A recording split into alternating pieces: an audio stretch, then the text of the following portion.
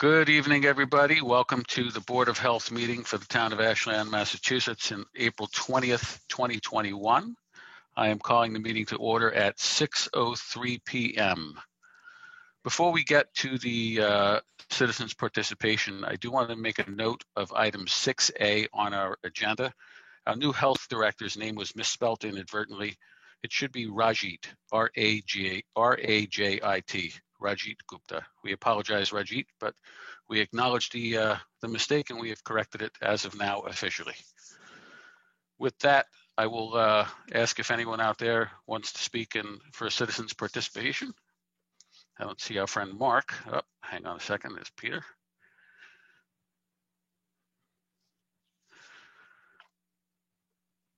Okay, seeing none for citizens' participation, let's move on to the COVID-19 updates. Sergeant Bremen, you're on. Hi, everyone. So a few things to fill everybody in on. So this past Thursday, we did our second dose senior clinic up at the community center. It went very well. I think we had a lot of happy seniors. Thanks to Barbara, she came up and helped for a little bit, actually the whole time. So that went really, really well. Our regional collaborative with the 6 other towns, I'll mention them all. It's Ashland, Hopkinton, Holliston, Westboro, Northborough, Boylston, and Southborough. We went live this week, this past week. We did 3 clinics, Wednesday, Thursday, Friday, and we administered a total of 1,501 doses of vaccine. Very successful. It went really, really well. I can't say enough about it. We're doing the same thing this week, Wednesday, Thursday, Friday. So how it works is with the regional collaborative is 75% of the doses go out to the people that pre-registered on the state's website, on the VaxFinder website with the state. So those doses were released yesterday. And those 2 days, Wednesday, Thursday, filled up pretty quickly. The remaining 25% of the doses, those are allocated to the 7 cities and towns. So today at around noontime, we did a reverse call using the reverse 911 system, and we filled our 60 slots probably within an hour or so. And what we've done is we have a small allocation of doses still. So if people were struggling or having any other different issues, we can do those manually, and people can either contact me directly or contact the COVID-19 hotline at 508-532-7900. Before I go on, are there any other questions on the collaboration or the vaccine clinics at all? None. No. So, the board, if you had any spare time, I would encourage you to, if you can, swing up there. I am the person in charge of the clinic this Thursday. And so the clinic runs from 9 to 2. And what we've done is we're all sharing the responsibility of like the person in charge of the clinic for that day. So I'm Thursday this week sharing it with the Westboro Board of Health director. So it kind of works out so that we don't have to be there every day. COVID, let's talk about COVID numbers. We are definitely staying about the same. We're not seeing really a spike. But one of the things that we are seeing right now is definitely an increase in 3 to 5-year-olds. What we're seeing is significant spread in some of the daycares, not only in Ashland, but Hopkinton, Holliston, and Framingham. So again, and what we're doing kind of to all be on the same page is that if a student in one of those classrooms is positive or a teacher, we're recommending that they quarantine the entire classroom. because it's hard. You can't ask a 3 to 5-year-old, obviously, hey, were you within 6 feet of, Johnny? So we are making that recommendation, and that really seems to be working well. And then we're getting to, we're able to stop it pretty quickly, spreading to other classrooms. School vacation week this week, but we're still tracking everything, keeping an eye on the fields and different things like that. And that's kind of my quick update. Are you recommending the private daycares to watch out for these things and take more precautions in terms of preventing it instead of just relaxing it and then trying to get into a hole there and say problem?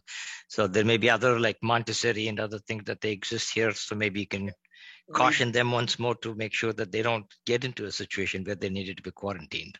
Yeah, we've already been in contact with them. Okay, that's good. Yeah, and the Department of Early Education has also reached out to all of them also. Okay. Any other questions for Al? Go ahead. You had something else, KG? I had, yeah. Did you get a chance to go over to all of these apartment complexes to see whether the gym had any problems or issues or cleanup maintenance? KG, the apartments we really haven't seen like we did at the beginning, like with Joanne Drive. We're not really seeing it anymore. Oh, it's one here or there, There is one in the Cirrus apartments here. They have a gym there. I can go up there. Okay, sure. Ed, just how is the availability of the shots being communicated to the public? Is it a reverse 911? How's that work? So how that works is, so people that pre-registered on the state's website. So for example, the 75% of the doses that we got, it's called Color is the system that the state is now using. So what it does is it looks at you. So if you've pre-registered, what it does, it says, okay, it looks at obviously the people that have been pre-registered the longest, but then it also does jurisdiction. It looks at who might be closer in this area. So when we opened up the doses for Wednesday, Thursday this week on Monday, what the system did, it immediately grabbed the first 1,000 people that it thought were number one, either further out or closer to us here for the Westboro Clinic, and it sends them an email and a text. They then have 24 hours to grab that appointment if they want it. If they don't, it gets reallocated out. So it's a constant system that's working all the time. The 25% we get, today what we did, which I'm gonna have to kind of reevaluate how we did today. But we did a reverse call and we posted it on our website. It was a little chaotic. It was the first time we tried it that way. I'm not sure it was the right way to do it. I'm gonna consult with the other towns when I'm at the clinic and see how they've been doing it. Mm-hmm. To give that many shots is great. You already gave 1,500. That's a big chunk. So right now we planned on doing 500 a day, but we know if we can get more than 1,500 doses, then we know we could probably do 750 to 800 a day without an issue with the way we have it set up. Wow. That's great. Good work. Great. Barbara, did you have any questions for Ed? So no, I just wanted to just to say how I was impressed about the clinic. As Ed said, I went there and I helped them out through the entire time, and it was very well organized. So it was, people were coming in smoothly, no waiting, and I think it was really well organized. So good job, Ed. You guys are doing a great job. Thank you for helping Barbara too. Yeah. One other thing that we are going to be doing, and we are going to post it on our website, everybody, is we are going to be setting up a wait list that we're going to share with this 6 other towns, so that as we get toward the end of a clinic, if we have extra doses, we're going to have like a wait list where we can call people and say, hey, can you get here in the next hour, what have you. That way we're going to make sure we don't waste any doses at all once a vial is open. Great. We're going to use that. We're going to use the Constant Contact app. The reason we're going to use that, we're going to share that all the towns, and then that way, if people want to remove themselves from the list, they'll be able to. Yeah, that's actually one of those apps that works when you hit unsubscribe, Yeah. like some of the other ones. Okay, so before we move on to the next item in our agenda, we do, because there's a time on that one, we have a few minutes. I'm going to bring the consent agenda up to next, because among the items on the consent agenda is our new health director, Rajit Gupta, and we have our assistant town manager, Jen Ball, here to answer any questions, if anyone has any questions related to that position or to Rajit in specifically. So anyone have any particular questions or discussion about the consent agenda? None. And I presume he's coming here to join in first week of May, right? Good. Yes. That's good. Excellent. So do I have a motion to accept the consent So agenda? moved, my friend. Second, anyone? Second. Okay, all in favor? Aye, Chris? KG. Excellent. And so we move the consent agenda forward, and we still have 6 minutes to kill. So what I'll bring up the chair's agenda. As you can see, the chair is not here today. Diane is out, which is why I am using my voice, and I apologize in advance. But she did mention that she didn't have any specific updates at this time on either the intermunicipal agreement for nursing services or the medical reserve corps. We can do the adjournment now too, and then no, I'm just kidding. There's no minutes to worry about, aren't they? Well, there aren't any for this meeting. Okay. A couple of quick things I'll mention, and you can see it at the bottom of the agenda. There is a special meeting on April 28th for a housing hearing, and Diane had put out a request for people that can go, and I believe that there are 3 confirmed now, Ron, KG, and Diane. Right. Okay. Barbara, obviously, if you're able to make that meeting, just shoot an email to Diane, and I'm not sure if I can make it yet either, but as long as we have 3, I think we're good for that. The other 2 things that are pretty important on that consent agenda are town meeting and town election. Note the dates for that, and I believe that for town election, for anybody watching or listening, they are going to allow for early voting. So if you have any questions related to voting in the town election, either in person on May 18th or in advance, please contact the town hall or check the website for the town. Or call the clerk's office. I'm sure they'll be happy to talk to you. And the candidate forms are coming up on the 27th and 28th. So people look for it. Yes, candidate forms are really important. I don't know if for those of you who haven't attended, I've attended as both a participant and a nominee, and it's always interesting. KG, you're always good to kill a few minutes. Well, you got something to fill in the next 3.5 minutes? Oh, let's see. What do we have?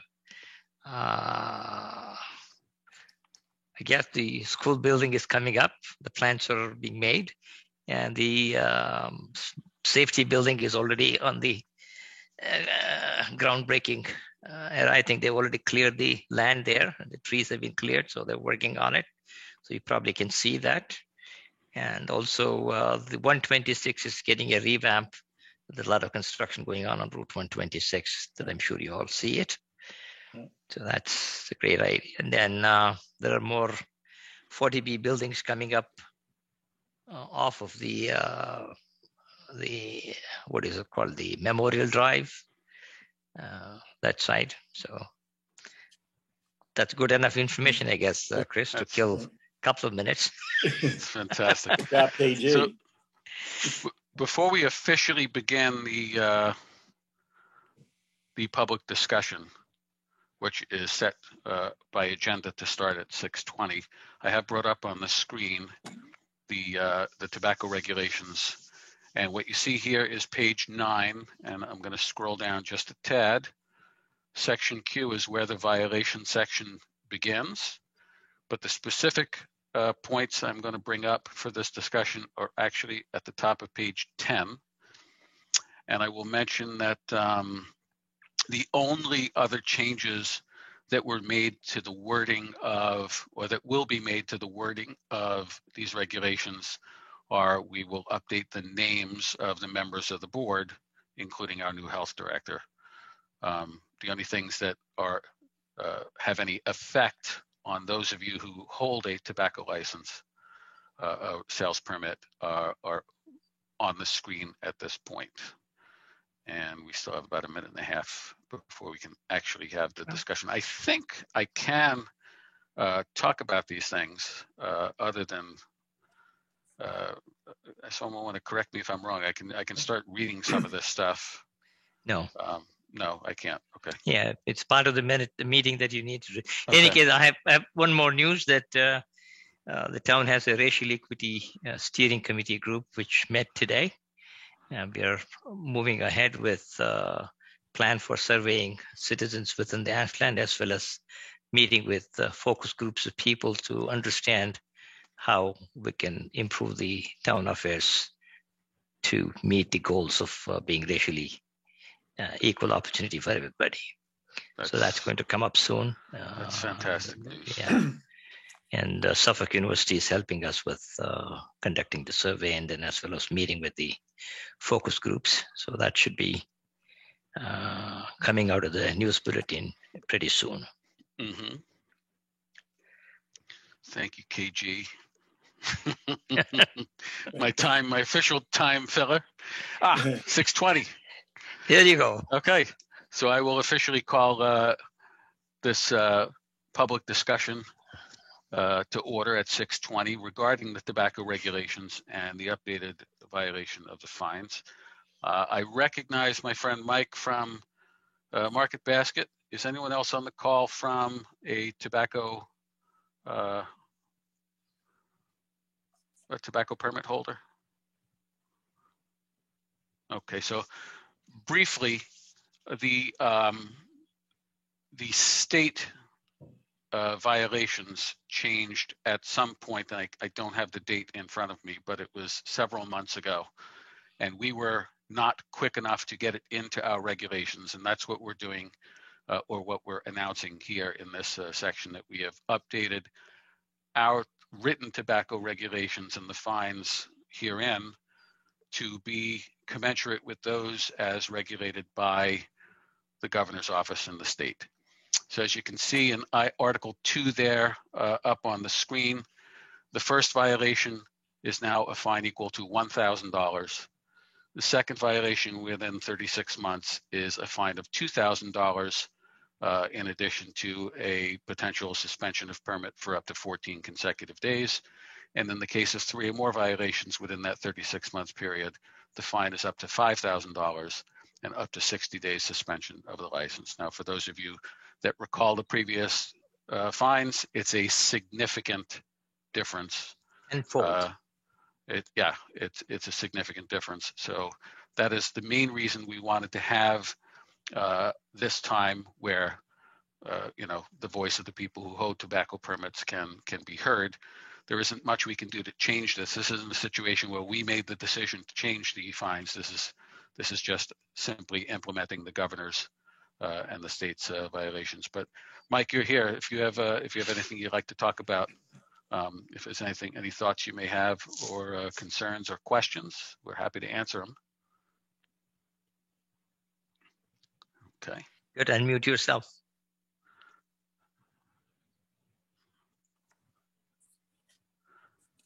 Is that it? Yes. Yep, there you go. I'm sorry. I think I was muted. I apologize. That's Yes. okay. No, but I have no question. Pretty self-explanatory. But I just wanted to be here just to make sure you understood everything. Okay, good. And I know that you guys do a really good job of working with your staff and your employees. I just did a refresher course starting on Monday with the courtesy booth. Yeah. Since that's the only place that we sell. We don't sell the registers, obviously. So everybody, we start a refresher course. That should be finished by Friday. Okay. That's fantastic. Thank you for that.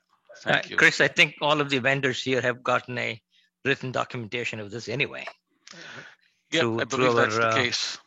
Our enforcement agent or whatever the staff that goes Yeah, on. I mean, the only thing I would say is, I think I've been pretty vocal over the last 3 years that I've served on this board, 3.5 years, if you count my time as an appointed member before an elected member, in terms of the tobacco regulations.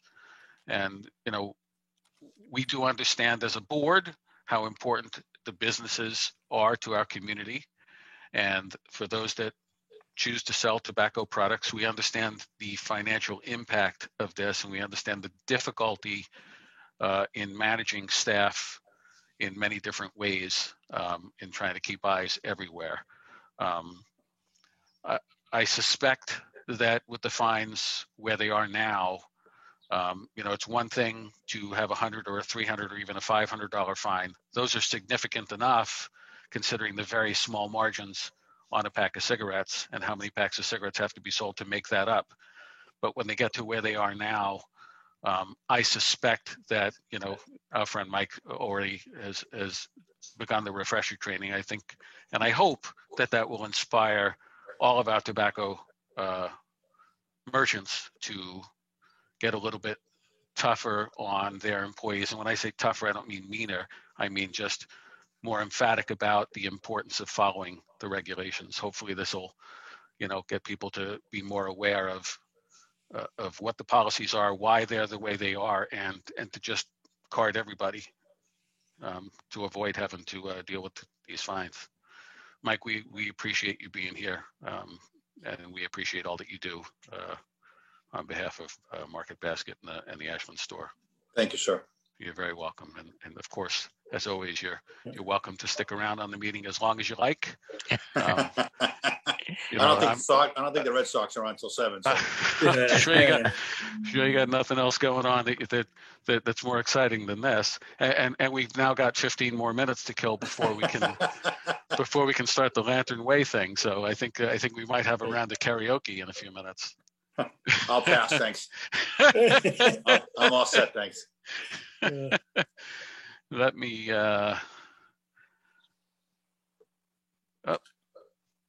admit, I'm so not used to hosting on Zoom that I'm trying to stay aware of these things on my screen. Okay. I do have a question, but it's not about that. Sure. Go ahead. The road work on 126, how long is that going to go? Oh boy. That's out of purview of our jurisdiction anyway. Let me give Steve Mitchell a call. I mean, from what they're telling me, they're gonna widen the road, put a bike path in, and new lights. Is that correct? Correct. Yeah, okay. And I think, Mike, I will try. I'm going to make a note of it. I'm going to try and get someone from the select board to shoot you an email, or to contact you, because they can point you to a website that's got the whole plan on it. Oh, okay. I didn't know. Okay. And I think there's a timeline as well. I'll be honest with you. I was just trying to kill a couple minutes and add something. I appreciate it.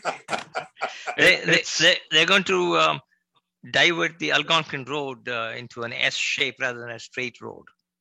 Oh. To meet the road across straightway. So that's another thing that they have to do there. So you probably see a lot of construction material piled up on the Algonquin Road. Yeah, they were taking down a lot of trees, and now they're doing construction up by the new. Right. They need to redo the stormwater management there, putting the drain holes and things like that, and then the grills. And the road itself is going to be an S-shaped road rather than a straight road. So. Very nice. Very nice. Yeah, that they're going to connect across. That's what they're doing. KG, if everybody from Lantern Way is here, can we start that one early, or does that have to start at 6:40? That has to start. If you put a time, then you have to start at that time rather than anything else beforehand. All right.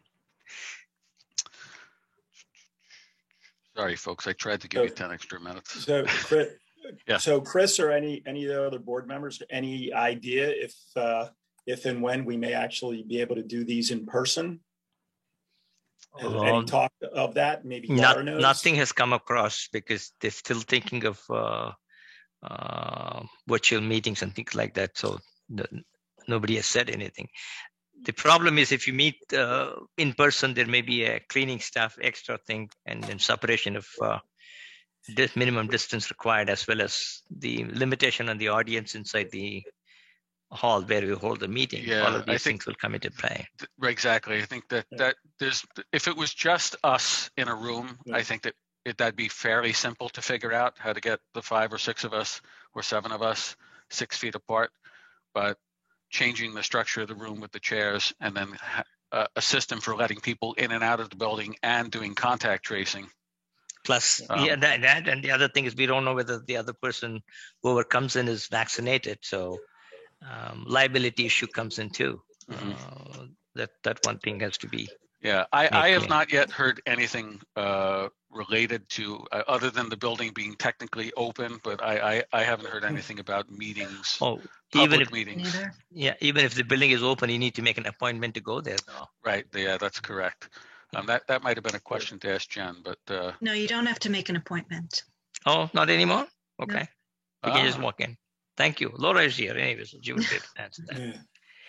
Good. Laura, has there been any buzz on the idea, or I suspect there may be talk about it, but any ideas as to when there might in-person meetings? Yeah. Yeah, no, I haven't heard anything. Yeah, we've talked about it and asked, and everybody just asks each other, but nobody knows the answer. Okay. Yeah. I mean, I suspect it's going to be a little while longer. How is the university for you? Have they opened up for face-to-face yet for FSU? Or your school, Ron? Chris. Oh, Mass Bay. No, we're going very slow on opening up for classes. The buildings are open to a very lab-based classes. Mm-hmm. It's a very small number. Health sciences, certain the EMTs are on campus and stuff like that. But you can't get in the door without proving that you're in one of those classes or having an ID or an appointment. Like even I've worked there for 23 years. I can't just walk into a building. Wow. I have to call my boss, say I want to go in, and he's got to go through there's a committee that's and I have to file a paper report as to why I want to be there, when I'm going to be there, which campus, how long I plan to be there, and where I plan to be when on campus. Cool. Then I have to get that approved by the committee, and then I can show up and go and do my business. That's where research ideas will die by the time they approve it. Yeah. So yeah, I mean, I've been on campus twice in the last, since March of 2020. Yeah. To get personal belongings, but Suffolk, we can go in and come out, except that we need to show that you have had the recent COVID test done. So that's the only thing, and they do the COVID test right there. Anytime you go there, you can get the test done. So I have been to the testing site in Framingham a number of times, and it's very well run. Yeah, Beacon testing site. Oh, one on the Franklin Street. Yeah.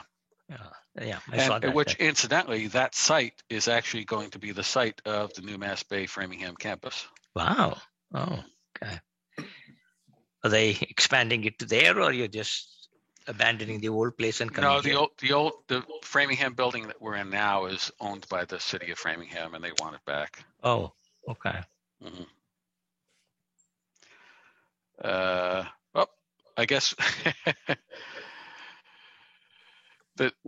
I love my friends on the select board. I just got word that we can, unless the Lanterns is advertised as a public hearing, we can start the discussion earlier if everybody is present. Oh, okay. So it is not a hearing. Yeah. And I think, is everybody from the Lanterns that's going to speak on their behalf present? I'm Pat Ashley. Oh, sorry. I apologize. I'm just going to say thank you for your time tonight, ladies and gentlemen. I'll pass the information. Okay. And enjoy your night. Okay, Mike, thanks. Thank you, sir. Thank you. So, Pat, are you speaking on behalf of the Lanterns? Yes, I am. And Greg Howell, he's going to be joining the call in a minute, just in case there's okay. So that I don't know, not aware of. Would you like me to wait a few minutes for Greg, or did you want to start talking? You can do that if you like.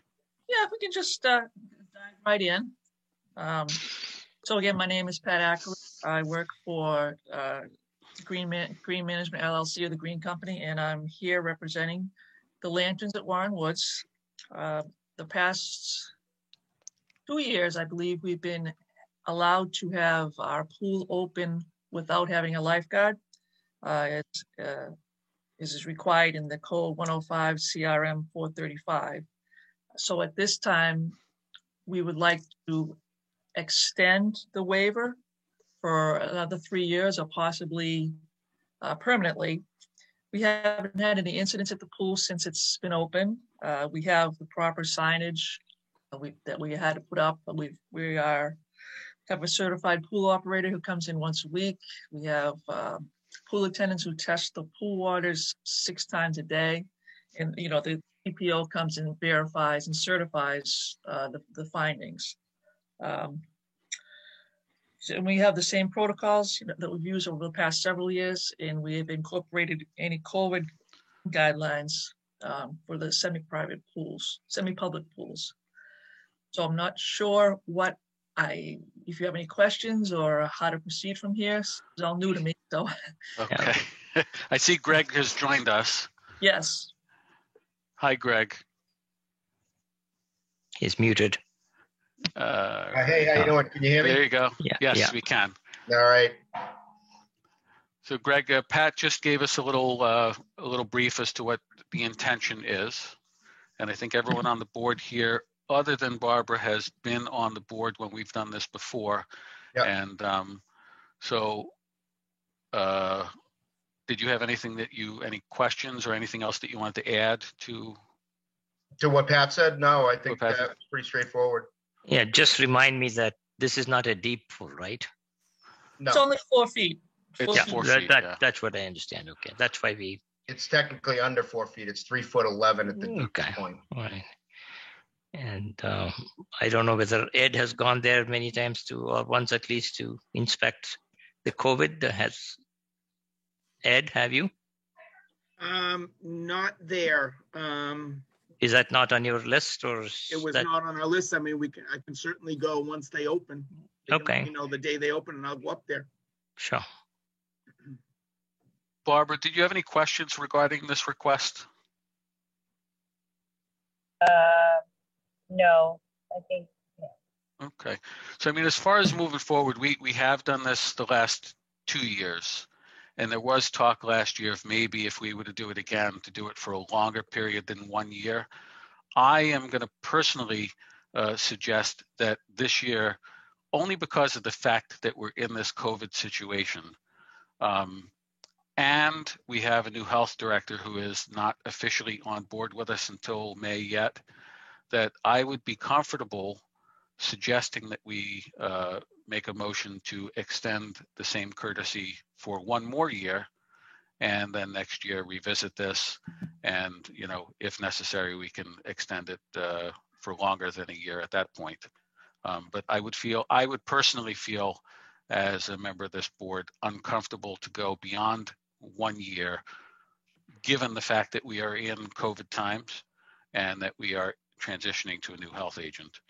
I'd be more comfortable having that discussion next year, seeing what the landscape of what we are is. But I can say, as far as I know, over the last couple of years that we have extended this courtesy, that the Lanterns at Warren Woods has been completely compliant and has done everything right and good, and have not, there's not been any complaints or issues, and that's a wonderful thing. We appreciate that very much.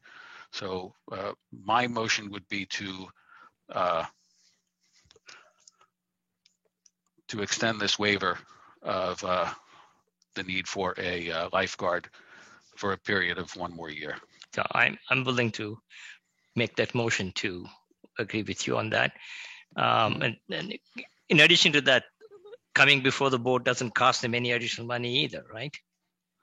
You didn't have to pay any fee for coming for a waiver, did you? Well, we paid $285, right, Laura? Right, just for the permit fee. But there's no. That's a standard permit fee that every year that you give that, right? Yeah. Yeah. So that would be in effect, even if it was a 3 year, it would still be, you'd still be paying that fee Right. anyway. So, Right. That's an annual fee. Is that right? Yes. Okay. So that has nothing to do with the waiver. Right. No. Okay. So waiver is coming out. So all that you have to do is a year later, you have to come back again and apply for a waiver at that time. And if things are conducive, I'm sure you will get the waiver as the board decides at that time. And I totally agree with Chris with your performance as well as with the current needs based on the conditions. I agree that we will move that for 1 year. Okay, That so sounds reasonable given the current climate. Right. so KG, is that officially a motion? Yes, sir. Okay. Do I have a second? Second. Okay. All in favor? Aye, KG. Aye, Chris. Hi, Barbara. Right. Okay, the motion passes. Congratulations. You've got your Yeah. waiver for another year. Thank you very much. Appreciate I- it. You're welcome. I have Thank you. one little question for the Green Apartment Building. That I do remember that you guys had promised to provide the well water test results for the board. If you can go back on your books and check it out, whether that was done anytime, that'll be nice. I can confirm it because I submitted it. I submitted both of our wells to Mr. Orem. When? I don't know when the last time, but it was for the well completion and Right. I thought there authorization of was the second well. supposed to be subsequent submissions too, if I remember right, when the original approval was given. I'm going to go back to the original minutes and find out. Laura maybe will help us out Yeah. with that. Mhm. Yeah. Yeah. Was it Cirrus Apartments that But they? Cirrus and this one as well as the three of them, that's what I remember, if I recall. I don't believe there was a annual submission, but I could be wrong. But I can go back and look at what we submitted and what we received back. But Right. I don't believe there was a yearly submission requirement.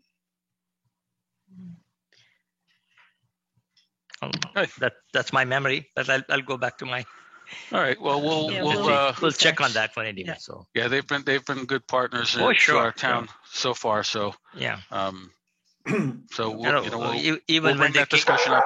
Yeah, even when they came up for the well permit, they had all the data that we needed. It was Yeah, very well so- done. So if that comes up again, we'll look into it when our Sure. new health agent starts, and we'll get Okay. back. But with that, Pat and Greg, you're certainly welcome to stay on for the next few minutes. We're getting close to adjournment anyway, but thank you very much for being good partners. Thank you very much. Appreciate it. Thank you. You're welcome. Thank you. Bye. Bye-bye. Okay, so as I look through the agenda, the only thing that we haven't touched on is any discussion topics for future meetings. Was there anything that anybody had pressing that they wanted to get on the agenda that I could pass on to Diane? That wasn't there? Nothing in specific. Okay, so the next meeting is going to be next week on the 28th. That's a housing hearing. And then the next regular meeting is May 4th. And with that, I'm going to call for a motion to adjourn. So made. Second? I'll Any second seconds? it. Okay, Sure. all in favor? Aye. Aye, Chris. Well done, Chris. Thank you, Yeah. everybody. Have a great night. Good Thank night. you, Ron. Thanks. You'll be coming for the May meeting, right, Chris? Yes. Oh, okay.